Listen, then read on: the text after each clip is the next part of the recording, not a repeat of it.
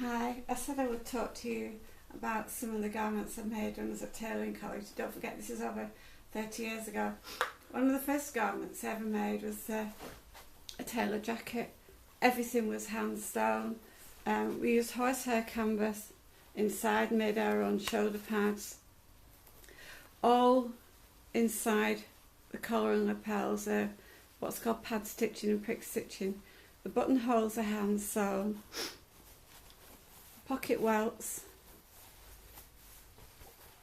probably down that one, hand sewn. I love the way everything matches up actually, so you've got the seam running through and down and lovely inside to the pockets. I don't actually wear these anymore, and I haven't done for probably 30 years. We were allowed to use a pattern for this one, but to make it fit, actually it's not a bad fit now. Quite classic men's style. I did have two skirts to wear with this. One was, don't forget this is in the 80s, one was a pencil skirt, the other was more an airline skirt. So that's the first one. So I'll go through and show you. Nice lining, actually, I quite like, I used to wear that a lot. This again was part of a suit. This is a silk mohair mix.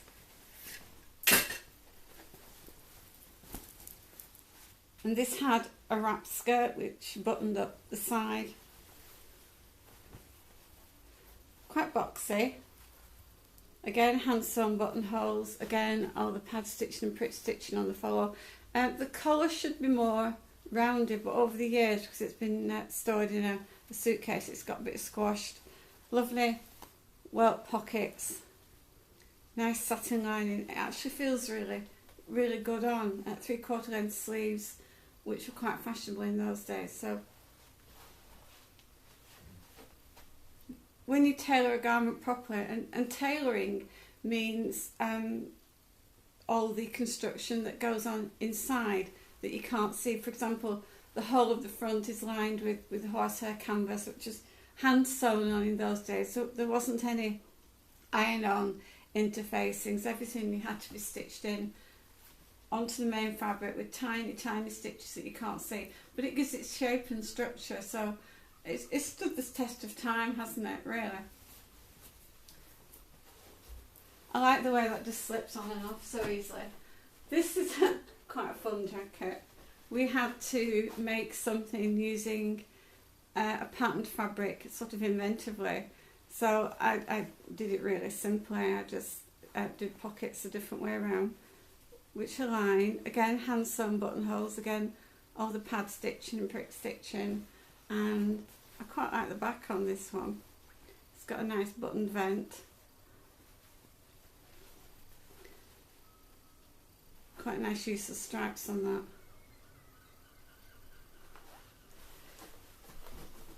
This is the coat. Oh, I've been telling you, it's so heavy. This one, we were given a piece of fabric, or we had to buy it, and I remember I chose this purple mohair because I love purple, and it cost me £80, and I was looking after my eldest son who's disabled at the time, at least still is, and it was an absolute fortune, but I can't wear this now. It's just absolutely massive on me. But we were given a brief to make a winter coat without a pattern of any description. That's without a block. All the patterns for the other stuff are made from blocks, which we made to measure. So I just really had to cut out fabric and make a garment with it. And I got this piece of fabric and made this, which was actually quite fashionable in them days, quite military styling. The fabric lended itself naturally to these pleats at the top. So I cut out at the back, I cut out a front, and then put them on myself to fit them. Stand collar. It's reminiscent of a coat that I had when I was about 18 actually, which is why I chose this design. We were allowed to use a sewing machine on this one, so I could actually sew the buttonholes on the machine. The machines then just did front and back, a zigzag and a buttonhole if you're lucky, so I had to borrow a machine that did a buttonhole. So this is the first garment I ever made with machine buttonholes on. Nice lining. So I don't wear this, and I wouldn't. I don't know. It just feels like it swamps me, it drowns me. Like it could have been taken in, but I don't want to, because it's a heirloom piece for me, and I think the lining's quite special. So that's all my coats that I've made. If I go on to show you some of my more modern makes that are on the blog, these are not made with traditional tailoring methods. These have been used with iron-on interfacings, still canvas, still woven. This actually is great for a beginner, because can you see it fastens with poppers. It's a lovely wool embroidered fabric from Minerva Fabrics. So this is actually a coat that anybody could wear, and I'll put the link to making it on the blog post.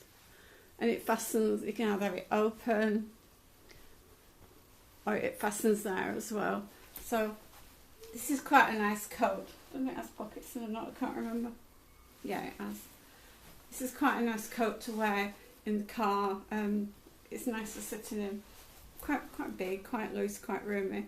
But honestly, anybody could make this. It's so simple. It's lined. It's got shoulder pads in. It hasn't got all the bulk. It's not heavy as the proper tailored coat. And tailoring means it's the construction process that goes on inside. Tailoring is the horsehair canvas to mould the fabric. It's all the pad stitching, the prick stitching, and the hand sewn details that really go up to make a garment have longevity.